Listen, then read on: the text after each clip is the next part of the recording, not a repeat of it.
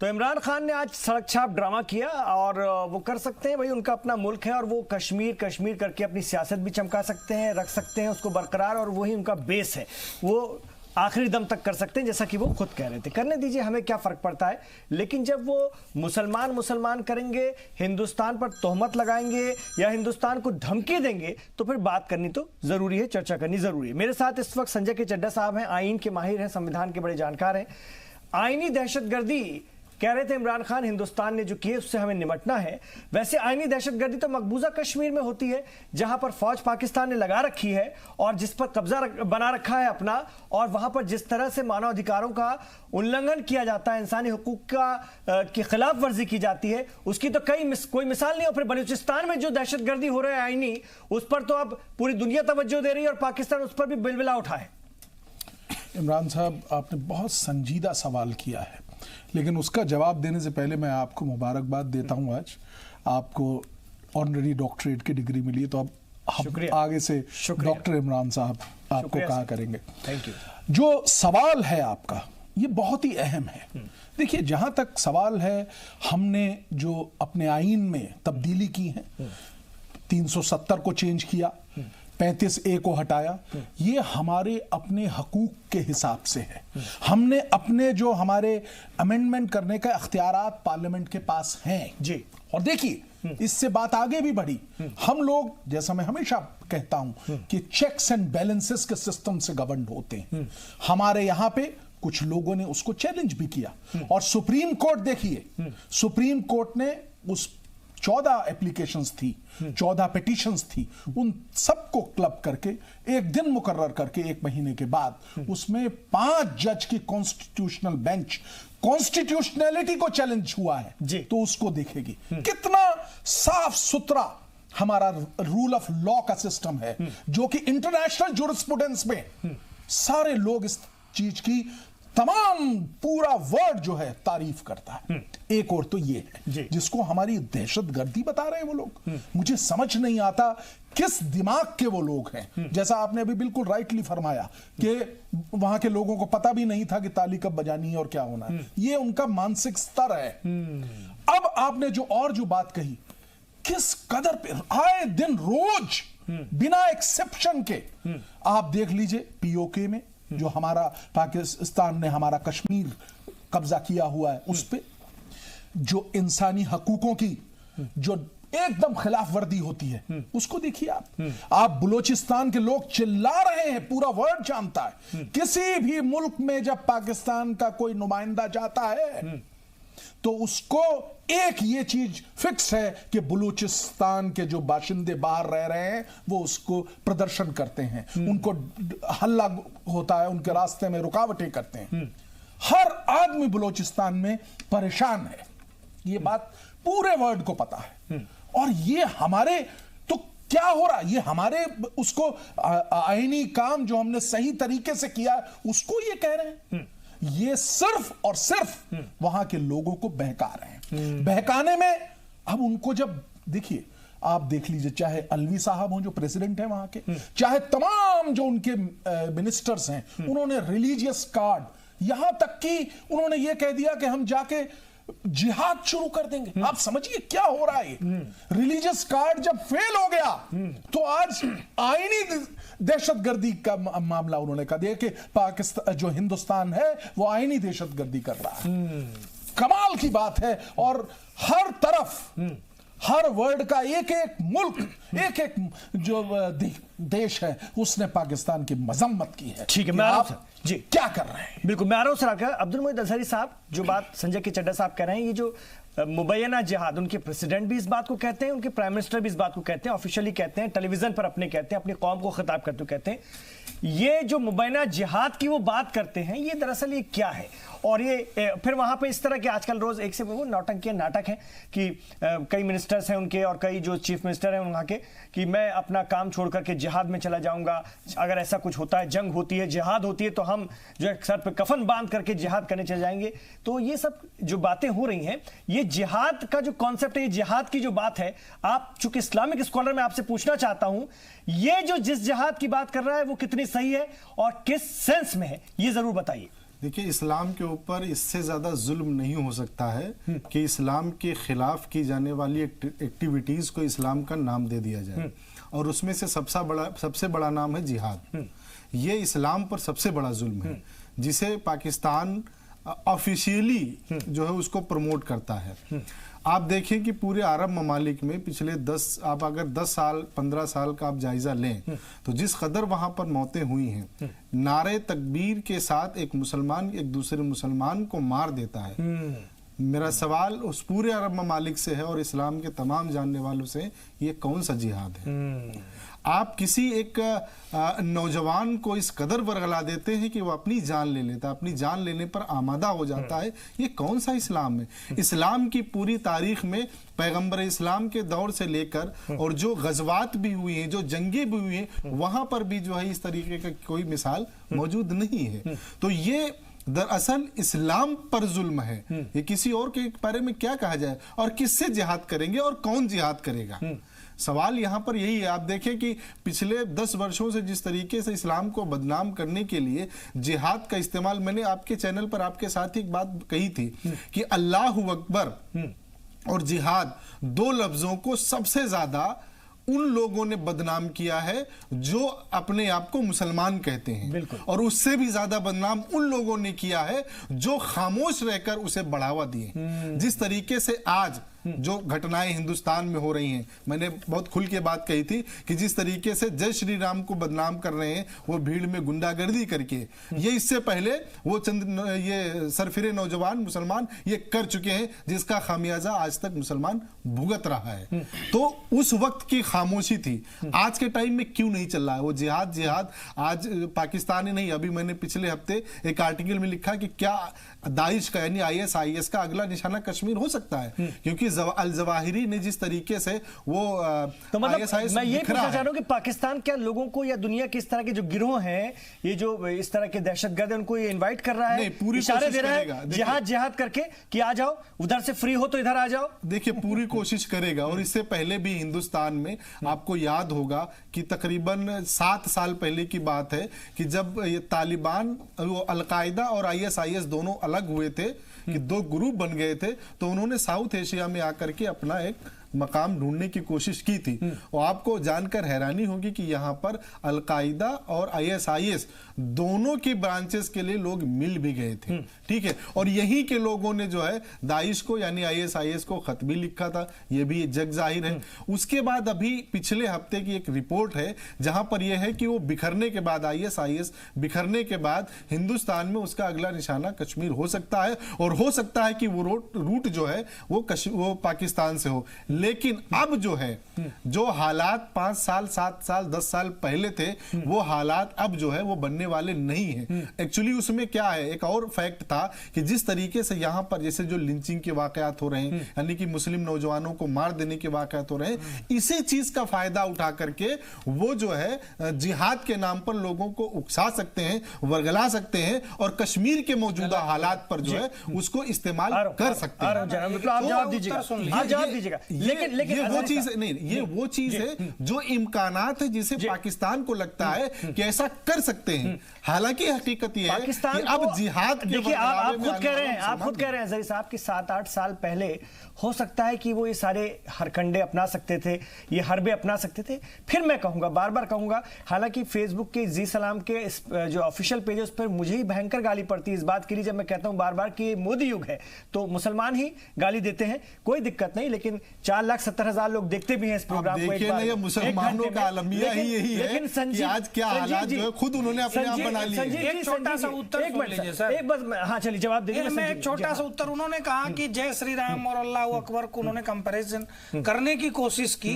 जय श्री राम मैंने किया है कोशिश, सुनिए ना, कंपैरिजन आप कर रहे हैं, कोशिश, उसका उत्तर सुन लीजिए। उत्तर ये है कि जय श्री राम बोल करके किसी ने भी आज तक बम बांध करके कहीं कोई सुसाइड बॉम्बर बन के कहीं फटा, ऐसी कोई घटना नहीं हुई है कहीं पर।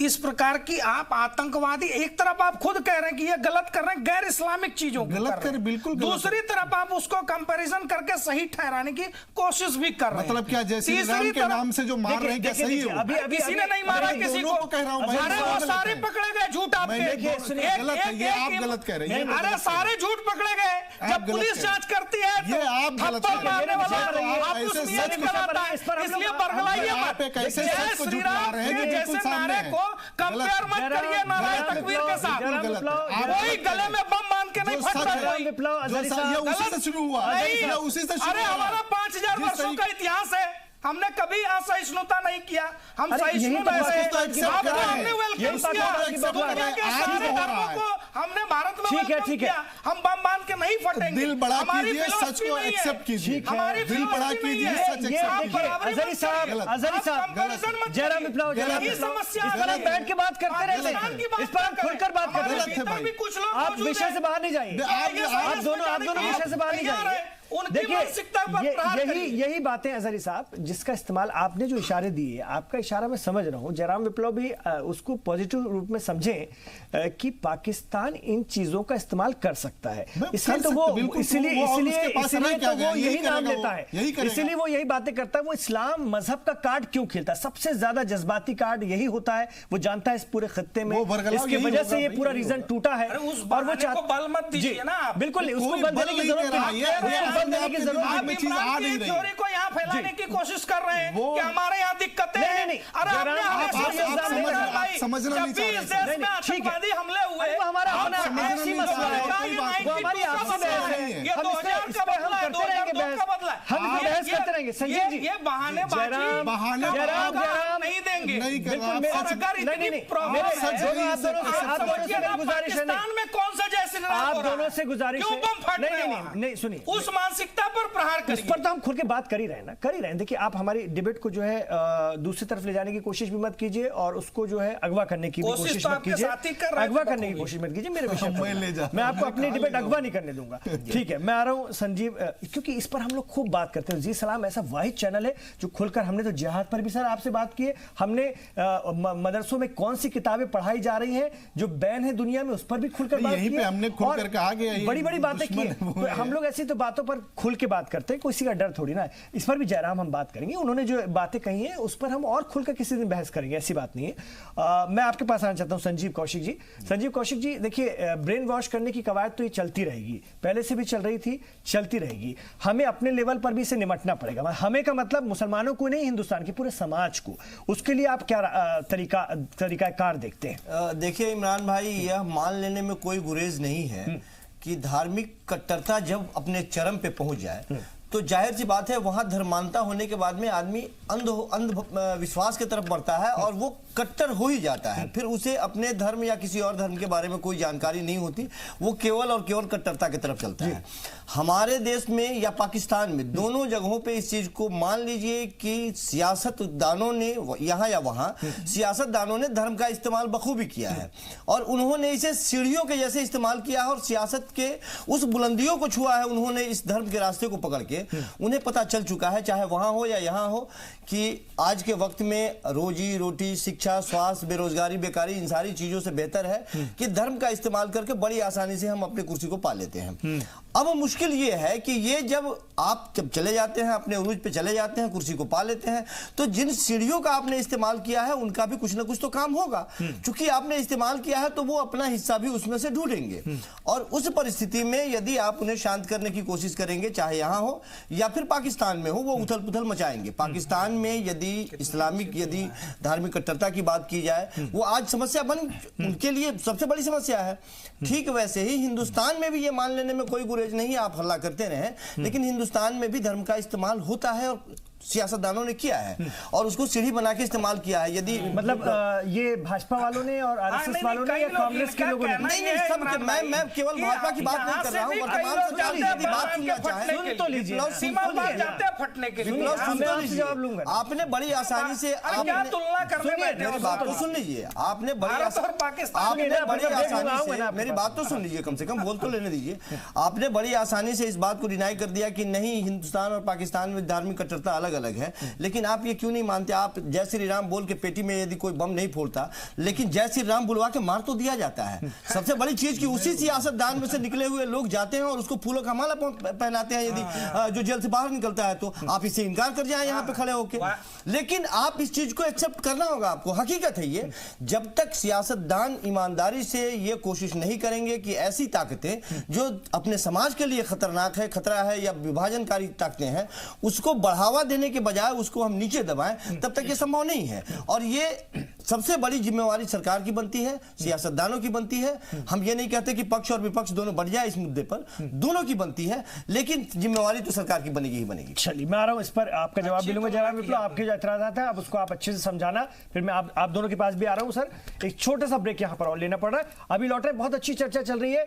ये इमरान खान ने जो ये चीजें छेड़ी हैं या छोड़ी हैं, उसको हमें किसी भी रूप में डिफेंड करना है, उससे बचना है और अपने दिमाग को, दिल को खुला रखना है, तभी हम कश्मीरी भाई बहनों के लिए भी बहुत बेहतर कर पाएंगे। तो पूरी दुनिया ने दुत्कारा है, इमरान बना है बेचारा है, और अब कर्फ्यू हटाओ कैंपेन चलाएंगे और कह रहे हैं कि मकबूजा कश्मीर में कुछ ना कुछ ये लोग करने वाले, मतलब हमारे लिए कह रहे हैं, वो इमरान खान कह रहे थे कि कुछ ना कुछ ये लोग मकबूजा कश्मीर में करेंगे। मतलब आप खौफ देखिए, जो अमित शाह ने भारत की संसद से कहा है ना कि हमारा हदफ, हमारा लक्ष्य अब सिर्फ मकबूजा कश्मीर है, क्योंकि वो हमारा हिस्सा, बात जो होगी उसी पर होगी। फिर राजनाथ सिंह ने भी कई मंचों से कहा है और कैबिनेट के दूसरे लोगों ने भी कहा है। तो पाकिस्तान एकदम बौखला गया है, घबरा गया है, एक खौफ है। तो उनके वजीर आजम कह रहे हैं कि अब ये लोग कुछ ना कुछ करेंगे मकबूजा कश्मीर में।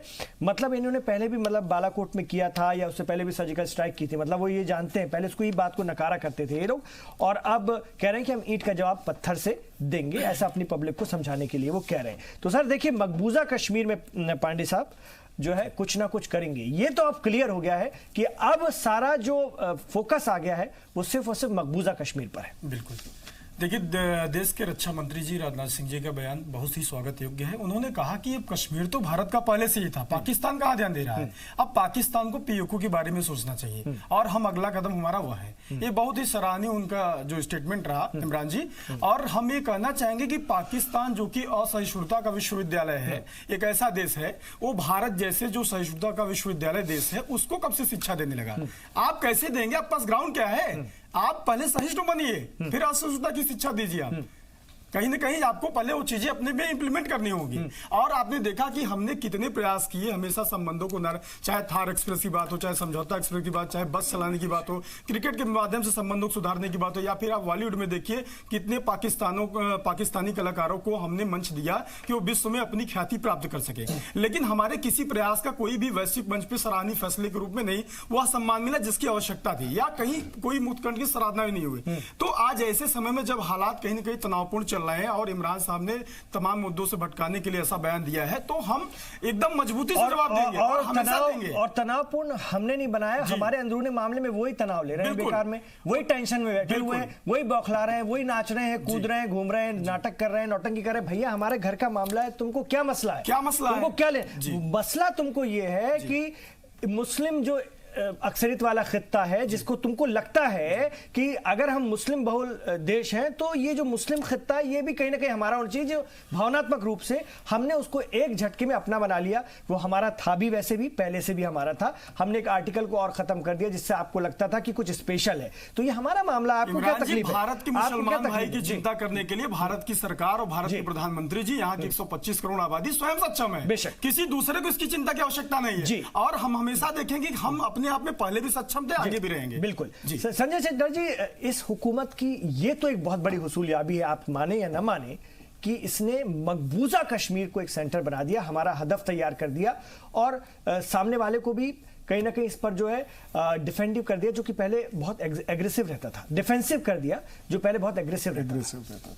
नहीं, माने ना माने क्यों कह रहे हैं, मैं तो मानूंगा इस बात को।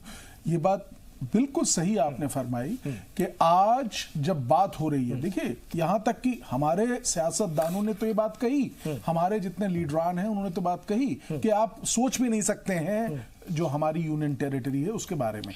आज का ही इमरान खान जो वहां के प्रेसिडेंट हैं, उन्होंने अपने जो मासेस हैं, वहां की जो लोग हैं, उनको संबोधित करते हुए ये कहा कि देखिए आज जो है हिंदुस्तान जो है वो पीओके के बारे में बात कर रहा है, और अगर उन्होंने ऐसी बात करी, कोई हमला किया तो हम उनका मुंह तोड़ जवाब देंगे। ये देखिए, वो खुद अपने आप इस चीज को हम मान रहे हैं, नो डाउट अबाउट इट।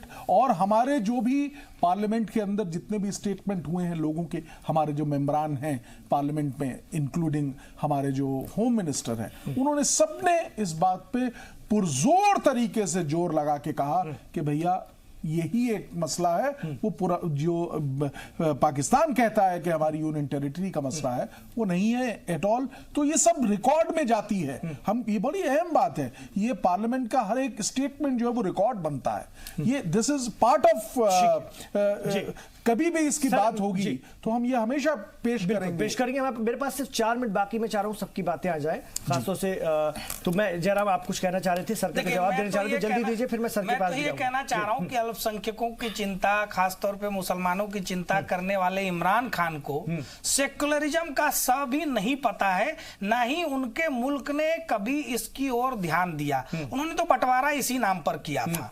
और अभी दोनों अंतर देख लीजिए, 1951 में भारत में मुस्लिमों की जनसंख्या थी 9%, आज 14% है। और पाकिस्तान के भीतर 1951 से पहले 23% हिंदू हुआ करते थे, आज 1% है। तो वो अपने आईने में खुद को देखें। सेक्युलरिज्म, लोकतंत्र, स्वतंत्रता जैसे शब्द उनके मुंह से, नापाक मुंह से बिल्कुल शोभा नहीं देते। और जहां तक रही बात धमकी की, तो पाकिस्तान की पैदाइश 14 अगस्त 1947 को 2 राष्ट्र के सिद्धांत पर हुई थी, भारत के टुकड़े करके हुई थी। आज भी उनके जहन में टुकड़े करने, मरने, मारने के अलावा कोई अच्छी बात नहीं आ पाई। इसका हमें दुख है। और मैं याद दिलाऊं, सन 47 में, 65 में, 71 में और 1999 के बाद 16 और 18 में हमने हर बार आपको जवाब दिया है। साथ ही बड़े भाई होने के नाते क्षमा शोभती उस भुजंग को जिसके पास गरल हो, हमने हमेशा आपको क्षमा भी किया है। लेकिन इस बार चेतावनी है, अगर आपने फिर से कोई गलती की तो इस बार 2 नहीं 4 टुकड़े होंगे। ठीक है, मैं आ रहा हूं आपके पास। संजीव जी, मेरा यही सवाल आपसे भी कि मकबूजा कश्मीर को इस सरकार ने कम से कम एक बड़ी हुसूलियाबी, ये तो आप मानेंगे ना कि मुद्दा तो बना दिया, मानेंगे कि नहीं? बिल्कुल बिल्कुल मान रहे हैं, हम आपसे इत्तेफाक रख रहे हैं। बस हम सिर्फ एक लाइन में यही कहेंगे कि पाकिस्तान को ये बात समझनी चाहिए कि भारत और पाकिस्तान की जो सैन्य क्षमता है, दोनों में जमीन आसमान का अंतर है। 136 देशों में हम जहां 4थे नंबर पे आते हैं, आप 17वें नंबर पे आते हैं। आपके अपने रक्षा बजट के हिसाब से हम जहां 6 गुना ज्यादा हिंदुस्तान अपने ऊपर खर्च करता है।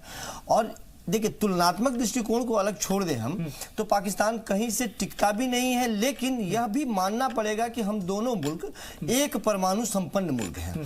तो ऐसा भी नहीं होना चाहिए कि किसी गलतफहमी में हम किसी को कम आके या ज्यादा आके किसी भी तरह से इस युद्ध के तरफ यदि कदम बढ़ाते हैं तो हम समझते हैं कि दोनों देशों के लिए यह हानिकारक है।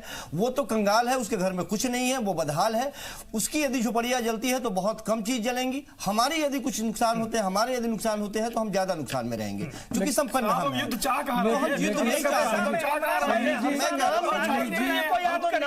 उन्होंने साफ कहा कि हम गरीबी और अशिक्षा से लड़े। मैं युद्ध नहीं चाह रहा हूं। मेरी बात सुनिए, मैं समाप्त कर रहा हूं। मैं समाप्त, बिल्कुल आप सही कह रहे हैं सर, लेकिन हमने तो कभी नाम भी नहीं लिया। वजीर आजम ने दुनिया में भी कहा और यहाँ से भी कहा कि भाई इलाके के लोगों को जरा धीरज से काम लेना चाहिए, इलाके के लोगों को साथ में मिलकर के गरीबी, शिक्षा से, बेरोजगारी से हम मिलकर लड़ना चाहिए। वो तो उनका नाम भी नहीं लेते। मैं अपनी बात वही समाप्त कर रहा था कि भारत के प्रधानमंत्री ने भी शुरुआती दौर में जिस समय अपनी हुकूमत संभाली थी, उन्होंने यही कहा था कि आओ यदि लड़ना है तो अशिक्षा से लड़े, भूखमरी से लगे, बदहाली से लड़े। लेकिन शायद इनके परसों भी समझने के लायक नहीं है वो। ठीक है, और जब वो नहीं समझेगा तो अपनी गति जाएगा वो। ठीक है, चलिए मैं फाइनल आपका अजहरी साहब आपके पास आना चाहूंगा।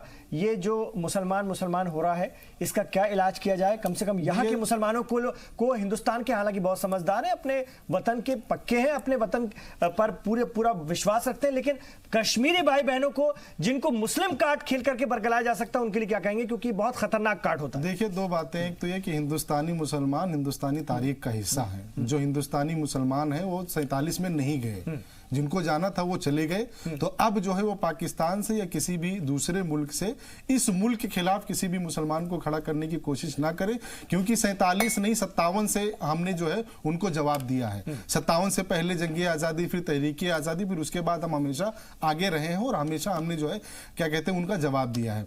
दूसरी बात यह है कि पाकिस्तान हमला कर भी नहीं सकता है। पाकिस्तान की अभी इतनी हिम्मत नहीं है कि वो हिंदुस्तान पे हमला करने के बारे में तो नहीं करेगा, लेकिन ये मुबैना जिहाद, ये तो चले, ये देखो जो ये दहशतगर्द और क्या करेगा, दहशतगर्दी कैसे खड़ी अभी आपने कहा था ना कि बेगाना अभी आपने कहा था ना बेगाना शादी में अब्दुल्ला दीवाना, तो देखिए यही उनके पास रह गए। आप आपको देखिए कि आप 2 महीने पहले के जो हमारे डायलॉग थे, चाहे 16-18 का जिक्र कर रहे थे भाई साहब, अभी फ्रांस में जो प्राइम मिनिस्टर ने कहा, उन्होंने ये बात नहीं कही कि क्या कहते हैं कि पाकिस्तान अपने आतंकवाद पे संभाले। उन्होंने कहा कि पाकिस्तान भूखमरी पे, बेरोजगारी पे, आप इस पे ध्यान दें, हम भी उस पे ध्यान दे रहे हैं। तो हिंदुस्तान ने भी ये वाज़ेह इशारा कर दिया है कि हमारी मंशा जो है वो जंग नहीं है, और इससे उनको भी डाउन कर दिया है। यहां पर आपके माध्यम से मुझे चड्ढा जी से एक सवाल उनको छोड़ दूंगा, बस सिर्फ सवाल छोड़ दूंगा, क्योंकि ये मेरे पास बहुत सारे सवाल इस पे आ रहे हैं। चड्ढा, जिस तरीके से 370 के साथ क्या हुआ कानूनी तौर पर, मुझे उसके बारे में ज्यादा इल्म नहीं है, लेकिन ये जो कहा जा रहा है कि वहां पर जो ह्यूमन राइट्स का वायलेशन है, क्या ये दुरुस्त है कि वहां पर 370 की वजह से ह्यूमन राइट्स का वायलेशन हुआ, उन्हें प्रोटेस्ट करने की आजादी नहीं हुई, या जो भी हालात है उसके लिए जो है कानूनी तौर पर क्या सुझाव हो सकते हैं? ठीक है, मैं इस पर लूंगा। 370 के माध्यम से वहां 42,000 लोगों की जाने गई, ये एक बड़ा ठीक है, बहुत शुक्रिया। बिल्कुल इशारा हो रहा है, अब इसको खत्म करने पड़ा। संजय चड्ढा जी, इन सवालों का जवाब मैं आपसे लूंगा, क्योंकि आप मेरे साथ हमेशा रहते हैं कानूनी मामलों पर जब भी आपसे बात करता हूं। बहुत शुक्रिया आप तमाम लोगों का इस चर्चा में शामिल होने के लिए। तो हिंदुस्तान का है, कश्मीर था रहेगा, और अब मकबूजा कश्मीर हमारा लक्ष्य है। यही बिलबिलाहट की वजह है पाकिस्तान की। बिलबिलाने दीजिए, बौखलाने दीजिए, चाहे तो सर भी पटक सकते हैं अपना। आप रहिए जी सलाम के साथ।